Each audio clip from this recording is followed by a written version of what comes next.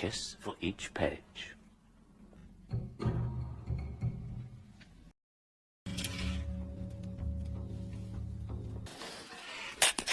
Nightly duty. Film dibuka dengan memperlihatkan seorang pria bernama Markides. Pria itu dikenal dengan karya novel erotis dan sadis pada masa itu. Ibaratkan film pemersatu bangsa di zaman sekarang, novel-novel buatan Markides dijadikan bahan colei oleh pemuda-pemuda di zaman itu. Karena novelnya merusak akhlak para remaja, akhirnya Marquez dimasukkan ke dalam rumah sakit jiwa. Di sana, tampak seorang rohaniawan bernama A.B.D. Coulmier yang menjabat sebagai kepala di rumah sakit jiwa itu. Di masa itu, metode penyembuhan penyakit jiwa tergolong sangat kejam. Namun berbeda dengan AB, dia memberlakukan metode penyembuhan yang lebih manusiawi terhadap para pasiennya. Walaupun dalam masa hukuman atas karya-karya erotis dan sadisnya, AB tetap memfasilitasi Markides dengan peralatan menulis. AB berharap Markides bebas mencurahkan inspirasinya dalam menulis dan menjauh dari hal-hal berbau sadis dan erotis. Markides sebenarnya sudah mengalami progres yang baik, namun dia masih belum bisa sepenuhnya menghilangkan kesadisannya. Dari rumah sakit jiwa itu, ternyata Markides masih eksis berkarya. Dia mendistribusikan tulisan-tulisannya dengan dibantu oleh Madeline, seorang tukang cuci di rumah sakit itu. Madeline memberikan hasil tulisan Markides kepada penerbit melalui celah pagar secara diam-diam. Novel yang diterbitkan dari balik dinding rumah sakit jiwa itu ternyata laku keras di kalangan bangsawan Prancis. Para pegawai rumah sakit jiwa pun ikut membaca novel itu dengan sembunyi-sembunyi. Bahkan, Madeline membacakan novel itu bagi pegawai yang buta huruf. Hal itu membuat Madeline menjadi penggemar berat dari karya-karya Markides. Namun hal itu dimanfaatkan oleh Markides yang mulai nakal. Baginya tidak ada yang gratis dan meminta imbalan satu ciuman kepada wanita lugu itu. As well as another prominent organ south of it. A kiss for each page.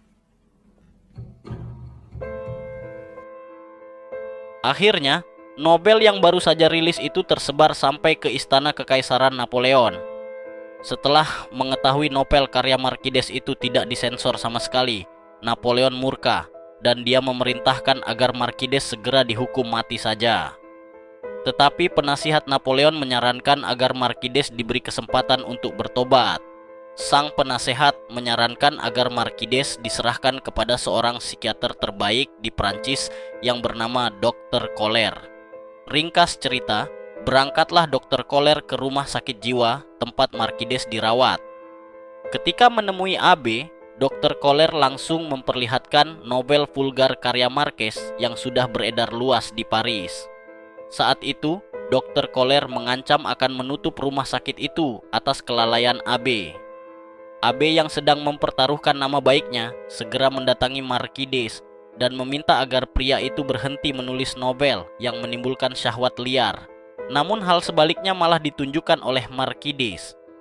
Dia seakan-akan tertantang oleh ucapan AB. Dr. Koller yang akan menetap di daerah itu pergi ke sebuah biara untuk mencari gadis cantik yang akan dijadikannya istri. Dokter yang sudah berusia 67 tahun itu menjatuhkan pilihannya kepada Simona, gadis yang baru berusia 14 tahun. Nggak pakai lama, dokter tua itu segera menikahi Simona dan membelikannya sebuah rumah tua yang sangat besar. Agar istri barunya merasa nyaman, sang dokter menyewa arsitek untuk merenovasi rumah tua itu sesuai selera Simona.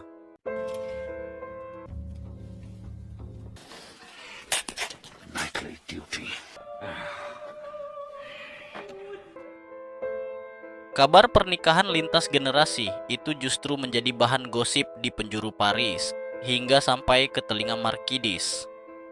Saat itu, Markides sedang mempersiapkan sebuah pergelaran drama rutin yang diadakan di rumah sakit jiwa itu. Markides pun memiliki ide untuk mengangkat tema pernikahan Dr. Koller dan Simon yang sedang menjadi trending topik. Pada malam pertunjukan, Dr. Koller datang bersama istri barunya. Saat drama tukang sepatu akan dimulai, Markides pun mengganti arah cerita menjadi kisah seorang bangsawan tua yang menikahi gadis di bawah umur. Drama itu menceritakan tentang kehidupan bercocok tanam yang menyinggung pernikahan Dr. Koller. Akhirnya, suasana di pertunjukan itu menjadi kacau.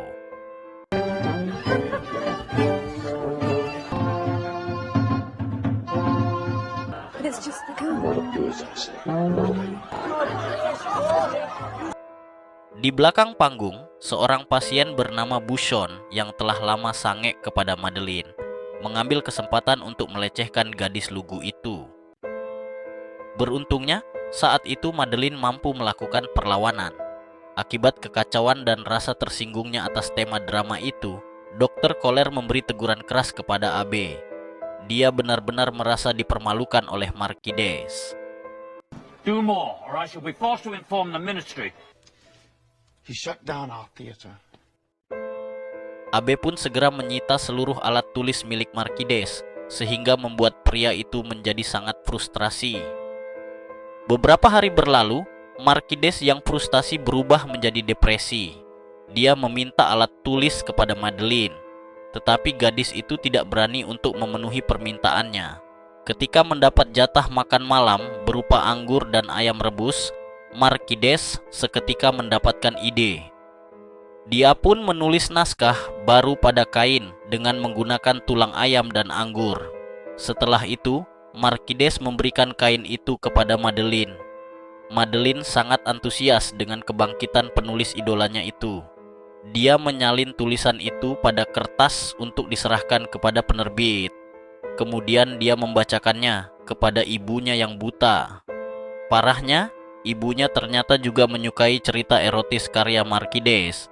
Namun kain bernoda anggur itu tidak bersih saat dicuci, sehingga Madeline ketahuan dan akhirnya diinterogasi bersama dengan ibunya. Karena tidak pandai berbohong, Madeline mengakui jika tindakannya itu atas permintaan dari Markides. Akhirnya, AB menyita seluruh barang di kamar Markides dan hanya menyisakan pakaian yang menempel di tubuhnya. Di tempat lain, ternyata Simona tertarik pada novel karya dari Markides yang sudah terlanjur beredar.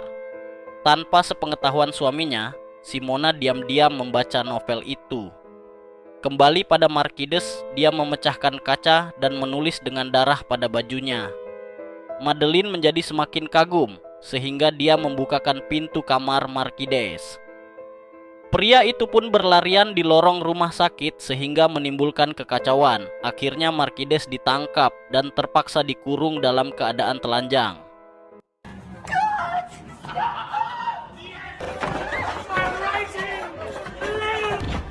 Take this beast back for shame.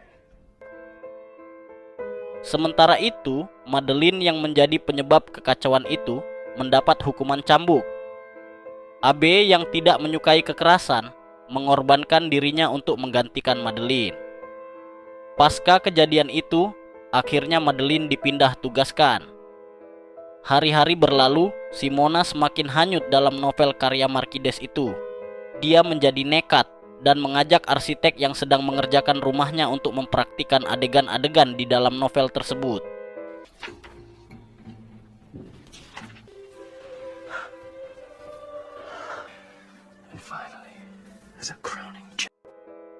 Hal itu membuat Simona memutuskan untuk minggat bersama arsitek itu. Dr. Koller pun menjadi sangat murka dengan kejadian itu, terlebih setelah dia mengetahui jika Simona kabur akibat dari membaca novel karya Markides. Dengan dipenuhi rasa dendam, Dr. Koller melakukan terapi brutal terhadap Markides. Tak beberapa lama kemudian, Madeline diam-diam kembali untuk meminta karya tulis baru dari Markides. Karena tidak ada alat tulis, cerita itu disampaikan secara estafet lewat bisikan dari kamar ke kamar.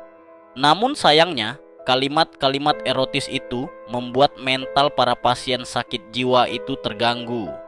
Bushon yang mendengar kalimat tentang pelecehan kembali terangsang saat melihat Madeline. Sedangkan salah satu pasien yang terobsesi api mulai membakar kasurnya.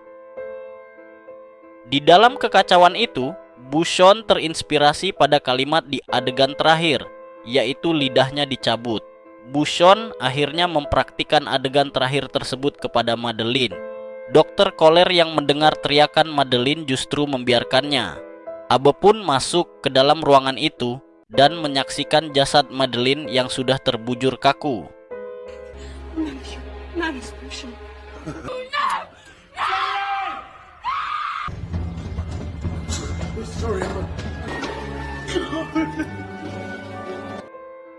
Akibat kekacauan besar itu, Buchon dihukum dengan cara disiksa. Sementara itu, lidah Markides dimusnahkan agar dia tidak bisa lagi menulis ataupun mengucapkan kalimat-kalimat yang sadis dan erotis. Tetapi dengan sisa darah dan kotoran, Markides tetap eksis menulis di dinding ruangannya. Dalam kondisinya yang sudah sangat sekarat, Abe mendatanginya untuk melakukan pengakuan dosa. Abe memberikan salib agar dicium oleh Markides. Namun pria itu justru menelannya sehingga dia mati tersedak. Setahun berlalu, rumah sakit jiwa itu diambil alih oleh Dr. Koller.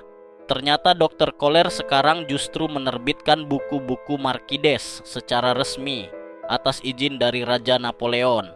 Hal itu dilakukannya karena dirinya mendapatkan keuntungan yang sangat besar dari penjualan novel-novel itu. Sedangkan Abe yang trauma setelah kematian Madeleine dikurung di kamar bekas Markides. Lewat bantuan ibu Madeleine, Abe mulai menulis cerita erotis dan sadis seperti Markides. Film pun selesai. Terima kasih sudah menonton. Jangan lupa tinggalkan like dan tekan tombol subscribe.